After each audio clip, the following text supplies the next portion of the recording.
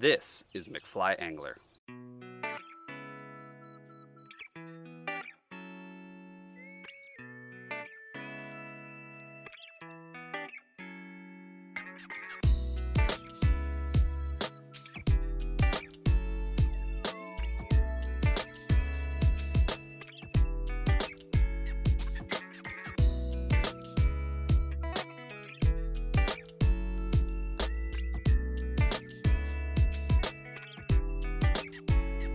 And it starts now.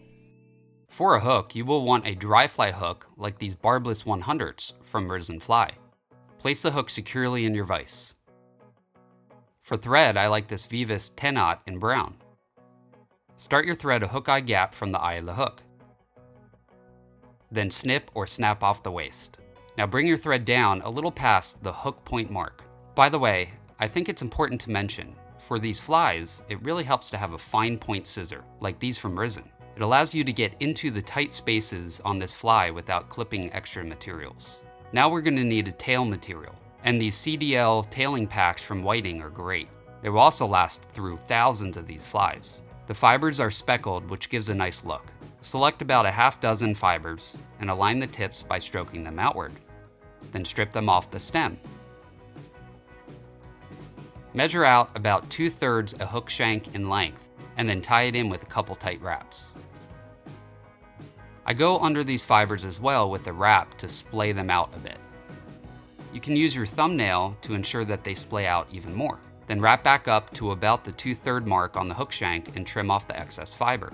Clean up that section and leave your thread at about the 2/3 hook mark on the shank, like so. Now we need some type of post fiber. I believe this is called parapost, but I don't have the original packaging. Cut off a section about this long, which should tie about 3 or so of these flies. Tie down the fiber on top of the hook shank with 2 to 3 wraps between the fibers.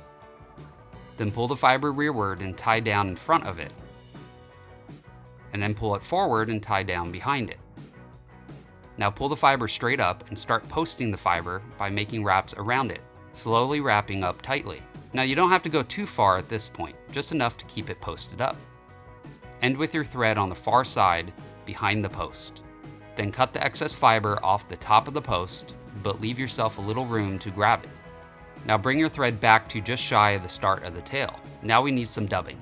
Traditionally, I think this is tied with muskrat, but this UV2 fine and dry in the Adams gray color works great as well, and is much easier to find. We don't need much, about this amount works, and separate it out a bit before dubbing onto your thread. When dubbing onto your thread, you want to create a bit of a taper in the dubbing noodle. Push the noodle up close to the hook shaft, and then wrap under the tail fibers, and then proceed to cover the entire abdomen with the dubbing. You want to make this fairly tapered like so, and if you have to add more dubbing, then do so. You want to end right behind the post. Then advance your thread to the front of the post. Now we need some dry fly hackle, and I have this beautiful cree midge saddle from Whiting. But if you don't have cree, you could use one brown and one grizzly hackle. Pluck out a hackle at about a 14 size. This one is just shy of 14, so let's use it. To prepare the hackle for tie-in, strip off a fair amount of fibers at the base of the feather because you want a clean tie-in point. As you can see, the hackle curves upward, and you want to tie this in with the curve angling up towards the post. Capture just the tip here in front of the post, and then wrap back to the post, and then around it, capturing the hackle as you do this. Now I find it's easier to place the hook up and down in the vise like so for the next steps. To make the post really sturdy, add a drop of super glue onto it. However, I accidentally got a bit into the dubbing body, so try to avoid that. Best way is to use a bodkin to apply. Now start wrapping up the post with tight wraps, forming a smooth base for the feather. And I'm sorry for the blurry footage here, not sure what happened to the camera. Once you go up about a hook eye length, then come back down the post, keeping the wraps as even as possible. Now put the fly back in the normal direction on the vise once again. Add another dubbing noodle to finish off the body of the fly. Make X wraps around the post to cover both sides, and make a small head of dubbing as well. When you're happy with the shape, then bring your thread back around the front of the post and reposition the fly once again on the vise. Now start making wraps with the hackle down the post. As you can see, when tied in this way, the hackle angles upward, which will make the tie-in much cleaner. Make 5 to 6 wraps with the hackle and then capture it with your thread, trying to trap as little of the hackle fibers as possible. Making 2 wraps over the hackle and 1 under it will lock it in quite securely. Now trim off the hackle close. With the fly still in this position, whip finish at the post, under the hackle fibers, and then trim off the thread. If you do this right, you won't trap any fibers.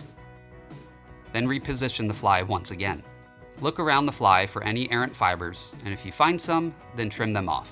To cement the fly, I like this Loon water-based head cement with the needle tip, like this. Just place a dot of the cement on the whip finish on both sides. And don't worry if it gums up the dubbing. This will soak in and dry very clear. In fact, this is footage over just 4 minutes, showing that it will become almost invisible over time. The final step is to trim the post to your desired length. I like making about as long as the hackle fibers. However, you can trim it shorter or longer depending on your preference. And there we have it, the Parachute Adams. This is one of the most popular and effective dry flies ever created. It is a staple in my dry fly boxes, as well as many other fishermen's. And if you fished this pattern before, please share with me your fish stories in the comment section. As you all know, I got you all a discount at www.dooliesflyfishing.com and www.risenfly.com. Risen Fly manufactures their own rods, reels, hooks, and more, all at great prices for very high quality. Doolies offers all the name brand fly tying materials at excellent prices. If you want to get 15% off at either of these shops, just type in McFly at checkout. I also want to thank all my patrons. For as little as $1 a month, you can support this channel and get some great perks like early access to my videos, one-on-one tying support from me, and more. So go to www.patreon.com/McFlyAngler to sign up today. I also thank all of you who share all my videos with your friends and your continued support by hitting the like buttons and subscribing. Thank you for making these videos possible. If you haven't already, please subscribe and hit that like button. I will see you on the next video. Now you go catch some fish.